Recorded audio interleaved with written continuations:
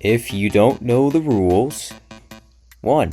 Welcome to Far Future. The gimmick of this world is the power tiles. If you give a plant to plant food, all other plants on the same power tile will also activate theirs, which for the most part is an incredibly helpful gimmick, as apparently in the far future, inflation goes insane, as all of our attacking plants require a fuckload of sun. Day 1 is incredibly straightforward, as it's literally the tutorial level. Day 2 introduces this little prick, who's honestly pretty easy right now as laser beam counters his gimmick of blocking projectiles. However, later on he's going to be very annoying. You know what? I'm feeling lazy. I don't feel like commentating over Day 3. And since this world is the far future, I think it's thematically correct to use ChatGPT to narrate this one instead. Serenade us with your beautiful commentary, ChatGPT. Beating level 3 of the far future world in Plants vs Zombies 2 using only laser beams is a fun exercise in pure lane control and timing. The laser beam shines here because of its piercing attack, cutting through entire lines of futuristic zombies. Without relying on support plants, the strategy becomes all about efficient sun management and smart placement, building a solid backline early, then stacking laser beams to maximize damage output across every lane. The challenge ramps up when tougher enemies start soaking hits, but the continuous beam pressure keeps them from advancing too far. It's less about flashy combos and more about consistency, holding the line with raw, uninterrupted firepower. Overall, it feels surprisingly clean and satisfying, like solving the level with a single, elegant tool instead of a full toolbox. Man, these videos would be so annoying to watch if I just went on 60-second monologues for every single level. If I were ChatGPT, I would just say the level layout kinda looks like a penis. Ha ha ha ha. Day 6 is a pretty easy level, as we pretty much do the level how it's intended because some producers aren't even allowed here. Thanks, sun bombs.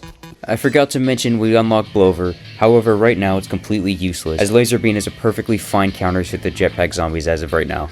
Day 5 also introduces Cone Robots, which is basically just a way tankier buckethead. It requires 2 plant food powers to take out instead of 1. It's pretty annoying, but manageable. Day 6 is a given plants level, which doesn't even matter because it gives us both the plants we own anyways. Day 7 we unlock Citron, and we gotta be tripping if you think I'm gonna be able to afford this thing ever in a regular playthrough. I actually lost on Day 7 because I forgot to mention the stupid ass mechanical boss swarm where a bunch of fucking imps randomly fall on the lawn. So I was just ever so slightly more cautious about losing roars and we beat the level. Day 8 is an RG dependent conveyor level, as we get Snapdragon and Walnut for some reason. I was debating on whether or not power tiles counted as world plants, but I mean, they're part of the world, so yeah. I did try beating it without power tiles, however, but that's not happening. After coming to the realization that without power tiles this level is pretty much impossible, I tried a couple more times and I got kinda pissed off because I couldn't win. So I just tried beating level normally, but then I realized I had the run. So I quickly deleted my Snapdragons before they did any damage and beat the level. Come on. Yes! It is possible.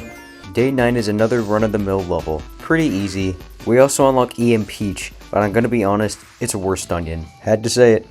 Day 10 introduces the Nostalgia Bay zombies, and I'm gonna be honest, these are the least threatening zombies in the entire world. I really can't say anything interesting other than, I placed Laser Beam.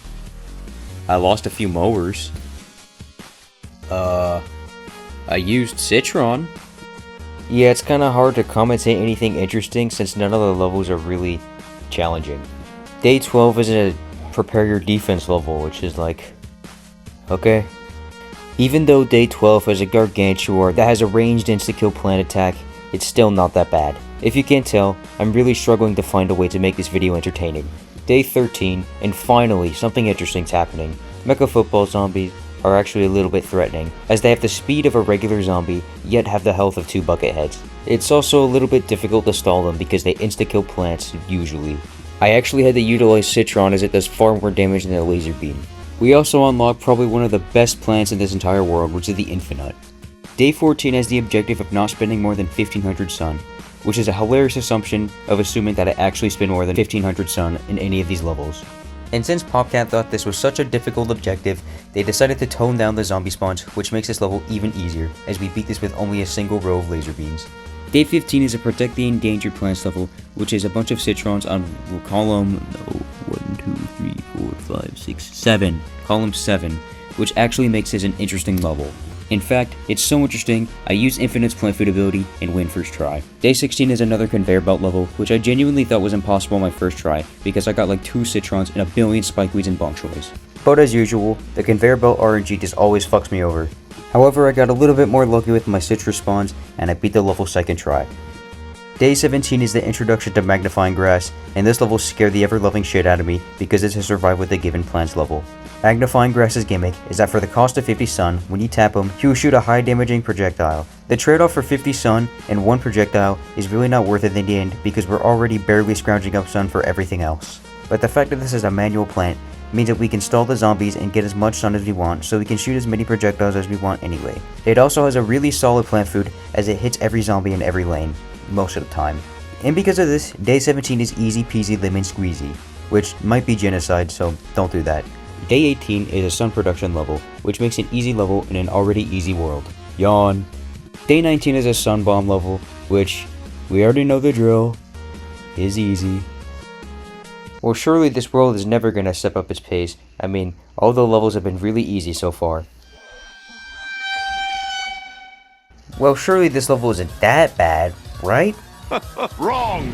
It is near impossible to stall because the starfruit basically shred through all the basic zombies, but then they can't handle the conehead zombies by themselves. And not only that, but also shield zombies appear, which basically counters starfruits because they can't pierce the shield. And not only that, but bot swarms are in this level, and they appear on like columns 4 and 5, which basically means you have to divert all your attention to that or else your mowers and attacking plants will be killed. But what about starfruit? It shoots behind itself. You scream at your computer, which is weird because I'm not going to reply to you. Well, to put it bluntly, starfruit is a piece of shit and can't kill the imp zombies in time. And not only that, but these fuckers have 300 toughness, which basically means everything insta-kills them. Who in their right mind would pay $4.99 for such an absolutely diabolical plant? Oh, and I almost forgot, this is what the final wave looks like. This may not seem that bad, but shield zombies pretty much blocking the entire lane. Try and try again, but this is pretty much a trial and error level. I eventually beat it, but man, I got lucky. But before I reveal the solution, I just want to say that this is probably one of the hardest non-impossible levels I've done. Here's a montage of me dying to the level over and over and over and over and over and over and over and over and over and over and over and over and over and over and over again. And now for the solution. Place a laser beam in lane 3 and an Infi-nut in front of the starfruit and plant food it as fast as you can. The reason why laser beam is in lane 3 is because a shield zombie spawns in lane 3 pretty early into the level, and this laser beam will easily deal with it. Then prepare a blower, because for some reason during the bot swarm you can use blower, which does insta-kill the imps falling from the sky in the bot swarm. I have no clue why it does this, but it's a thing that happens in this game. It has some weird timing, but once you get it down, it's pretty consistent. The next main threat of this level is the Robocone. It spawns in either lane 2 or 3. It is more ideal for it to spawn on lane 3 because there's a laser beam there, however it doesn't really matter because we're going to put 3 magnifying grasses on these 3 green tiles right here. The reason why we plant it here specifically is because this plant food doesn't target behind it, which means it won't get distracted by bot imps. At this point, you should try your best to keep the Infi-nut's barrier up, as starfruits will eventually whittle down the damage of the final wave zombies. And with that, fuck you.